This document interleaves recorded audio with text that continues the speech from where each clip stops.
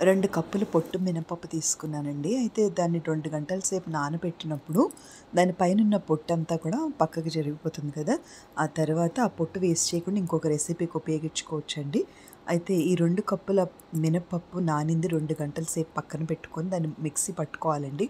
పట్టుకొని వెంటనే ఒక కప్పు బియ్యానికి ఒక పావు కప్పు పచ్చిశనగపప్పు తీసుకొని 2 కలిపి వేపుకొని పొడి కొట్టి కాస్త జల్లెడ పట్టుకుంటే సాఫ్ట్‌గా, ఆర్గానిక్‌గా, ఫ్రెష్‌గా వస్తుందండి పిండి.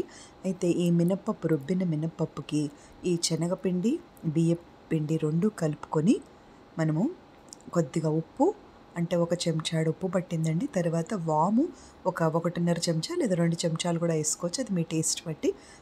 తర్వాత కొద్దిగా నేను పచ్చిమిర్చి వేసుకున్నానండి రుబ్బేటప్పుడే మినపప్పు.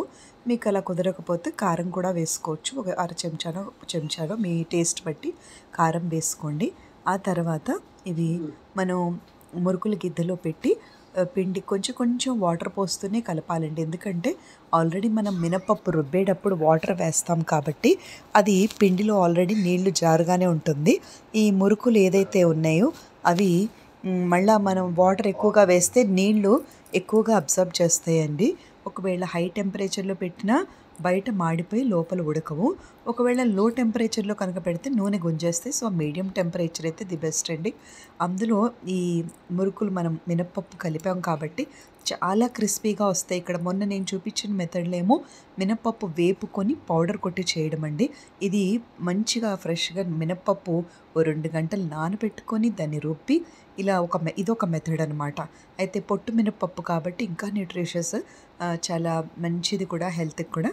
అయితే హైలీ ప్రోటీనేషియస్ బ్లాక్ వృద్ధాలు ఎవరికైనా తెలిసిందే కదా! అయితే ఇందులో కొంచెం నువ్వులు కూడా అండి, ఒక పావు కప్పు నువ్వులు కూడా వేశాను. వేసి మురుకుల గిద్దలో మనం కావాల్సిన బిళ్ళ సైజు షేప్ పెట్టుకోవచ్చు. పెట్టుకున్న తర్వాత నేను లోతైన మూకుడు తీసుకొని కొద్దిగా నూనెలోనే ఎక్కువ చేసుకోవచ్చు. అయితే ఎక్కువ క్వాంటిటీ తీసుకోకుండా ఇక్కడ గమనించండి, 2 కప్పుల మినపప్పు, 1 కప్పు మనకి బియ్యపిండి, 1 కప్పు శనగపిండి పట్టిన 4 కప్పులంటే మరిన్ని అవ్వవన్నమాట. ఇది సింపుల్ అండ్ ఈజీ కుకింగ్ టిప్‌లో ఒక యూస్‌ఫుల్ టిప్ అండి. రోజు మనం కాస్త బజ్జీలు ఎలా అయితే పకోడీ చేసుకుంటామో అలా మురుకుల పిండి కూడా కొంచెం కలుపుకుంటే ఒక 4, 5 మనకి వచ్చినా కూడా ఆ రింగ్స్ షేప్స్‌తో వచ్చినా కూడా మనకి ఆ పూటకి సరిపోతుందనమాట. అన్నంలోకి నంచుకోవడానికో, ఈవినింగ్ టీ టైమ్ స్నాక్కో ఇది సరిపోతుంది. అంటే హెవీగా కలుపుకొని పిండి బర్డెన్‌గా ఫీల్ అవ్వకుండా జస్ట్ ఒక కప్పుతో మనం 2, 3 కప్పులతో మనం మేనేజ్ చేసుకోగలిగితే రెగ్యులర్‌గా కూడా చేసుకోవచ్చు కొంచెం ఆయిల్ ఉపయోగించుకొని. తర్వాత ఈ మినప్పప్పు మనం వేసాం కాబట్టి చాలా క్రిస్పీగా వస్తాయండి.